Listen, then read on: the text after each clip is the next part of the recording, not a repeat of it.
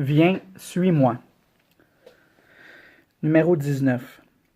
La voie, et en même temps le contenu de cette perfection, consiste dans la suite du Christ, dans le fait de suivre Jésus après avoir renoncé à ses biens particuliers et à soi-même. C'est précisément la conclusion du dialogue entre Jésus et le jeune homme, puis viens, suis-moi.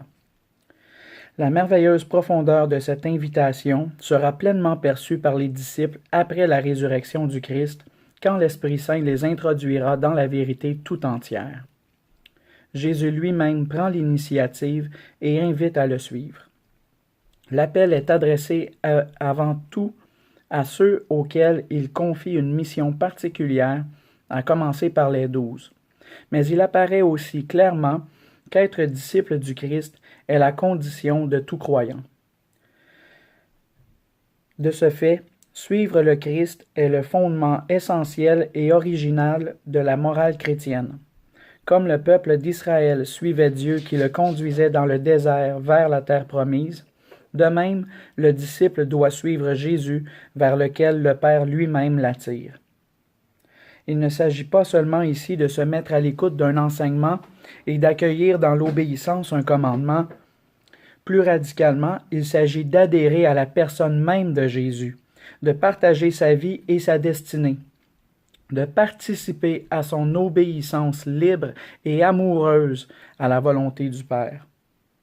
En suivant par la réponse de la foi celui qui est la sagesse faite chair, le disciple de Jésus devient vraiment disciple de Dieu.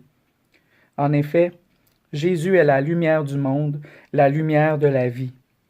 Il est le pasteur qui guide et nourrit les brebis.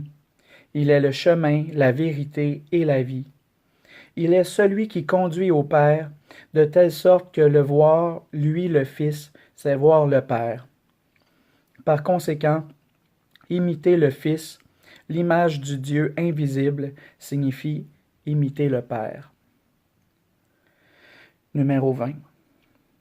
Jésus demande de le suivre et de l'imiter sur le chemin de l'amour, d'un amour qui se donne totalement aux frères par amour pour Dieu. « Voici quel est mon commandement, dit-il. Vous aimez les uns les autres comme je vous ai aimé. » Ce « comme » exige l'imitation de Jésus, de son amour, dont le lavement des pieds est le signe. Si donc je vous ai lavé les pieds, moi le Seigneur et le Maître, vous aussi, vous devez vous laver les pieds les uns aux autres. Car c'est un exemple que je vous ai donné pour que vous fassiez vous aussi comme moi j'ai fait pour vous.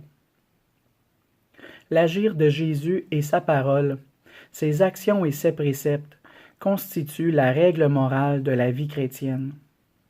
En effet, ses actions, et de manière particulière sa passion et sa mort en croix, sont la révélation vivante de son amour pour le Père et pour les hommes. Cet amour, Jésus demande qu'il soit imité par ceux qui le suivent. C'est le commandement nouveau. « Je vous donne un commandement nouveau, dit-il. Vous aimez les uns les autres, comme je vous ai aimé. Aimez-vous les uns les autres. » À ceci, tous reconnaîtront que vous êtes mes disciples, si vous avez de l'amour les uns pour les autres. Ce « comme » indique aussi la mesure avec laquelle Jésus a aimé et avec laquelle ses disciples doivent s'aimer entre eux. Après avoir dit « Voici quel est mon commandement, vous aimez les uns les autres comme je vous ai aimé », Jésus poursuit en révélant le don sacrificiel de sa vie sur la croix, témoignage d'un amour jusqu'à la fin. Nul n'a plus grand amour que celui-ci, donner sa vie pour ses amis. En appelant le jeune homme à le suivre sur le chemin de la perfection, Jésus lui demande de vivre parfaitement le commandement de l'amour, son commandement, entrer dans le mouvement de son don total, imiter et revivre l'amour même du bon maître, celui qui a aimé jusqu'à la fin. C'est ce que Jésus demande à tout homme qui veut se mettre à sa suite. Si quelqu'un veut venir à ma suite, qu'il se renie lui-même, qu'il se charge de sa croix et qu'il me suive. Numéro 21. Suivre le Christ ne peut pas être une imitation extérieure, parce que cela concerne l'homme dans son intériorité profonde. Être disciple de Jésus veut dire être rendu conforme à celui qui s'est fait serviteur jusqu'au don de lui-même sur la croix. Par la foi, le Christ habite dans le cœur du croyant, et ainsi le disciple est assimilé à son Seigneur et lui est configuré. C'est le fruit de la grâce, de la présence agissante de l'Esprit Saint en nous. Incorporé au Christ, le chrétien devient membre de son corps qui est l'Église. Référez-vous à la première lettre aux Corinthiens, chapitre 12, versets 13 et 27. Sous l'impulsion de l'Esprit, le baptême configure radicalement le fidèle au Christ dans le mystère pascal de la mort et de la résurrection. Il le revêt du Christ. Réjouissons-nous et rendons grâce, s'exclame saint Augustin en s'adressant aux baptisés.